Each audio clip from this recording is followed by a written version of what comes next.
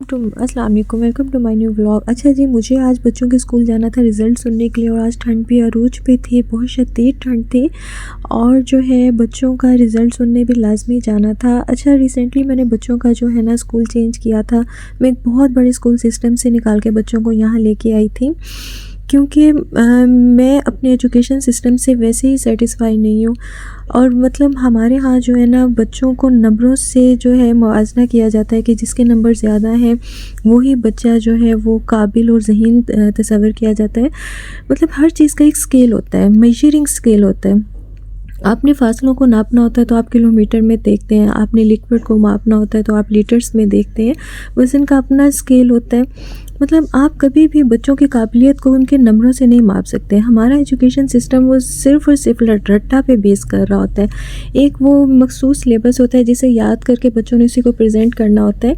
मतलब मेरे नज़दीक ये एजुकेशन सिस्टम बिल्कुल भी सही नहीं है। मैं इस तरह की एजुकेशन को एजुकेशन ही नहीं समझती कि एक मखसूस जो है वो सिलेबस को आपने रट लिया और उसमें जो है उसके बाद आपके नंबर आ गए। और सेकंड जो कि बहुत इम्पॉर्टेंट बात है, हमारे माशरे में जिसमें हम रह रहे हैं वो सब कुछ ही नंबर ही समझा जाता है। जिस बच्चे के नंबर ज़्यादा होते हैं वो बहुत ही कामयाब और लायक तरीन तस्वुर किया जाता है और हम बाकायदा बच्चों का मुकाबला कर रहे होते हैं कि फ़लाँ के बच्चे के तो बहुत ज़्यादा नंबर आ गए, तुम्हारे क्यों नहीं आए।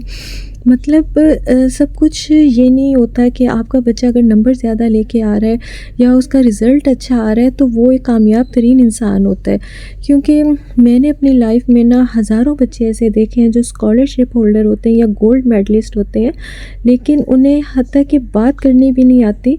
लाइफ का तो मेरे हिसाब से कोई भी कंसर्न नहीं होता नंबरों पे। जिस बच्चे का एक्सप्लोयर अच्छा होता है, रवैया अच्छा होता है, पॉजिटिव एटीट्यूड होता है और सबसे बढ़कर यकीन। मैं हमेशा ये कहती हूँ कि यकीन के नंबर ज़हीन से ज़्यादा होते हैं और इस पे काफ़ी रिसर्च हो चुकी है, बहुत सारी बुक्स भी लिखी जा चुकी हैं। अच्छा, वीडियो की तरफ आते हैं।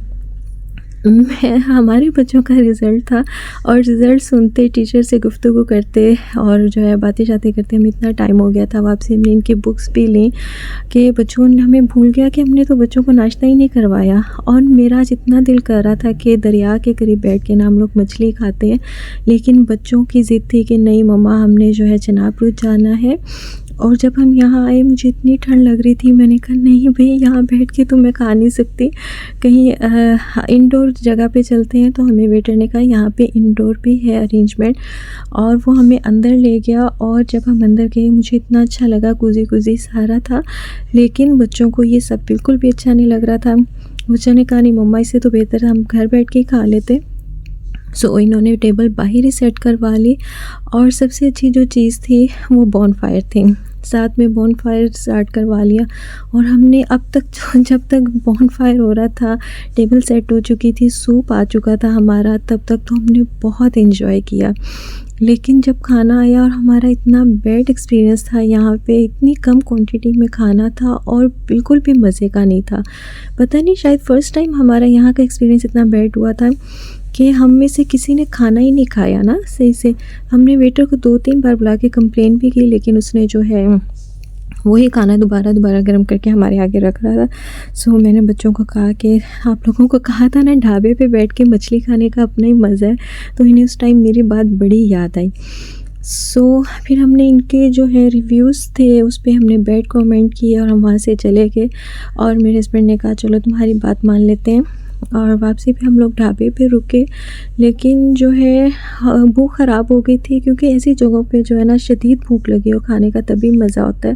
और ये वाला जो ढाबे की मछली होती है ना, ये पैक करवा के घर भी लेके आए तो वो वाला मज़ा नहीं रहता जो वहाँ बैठ के खाने का आ रहा होता है। सो आज का दिन तो हमारा बड़ा ही बुरा गुज़रा।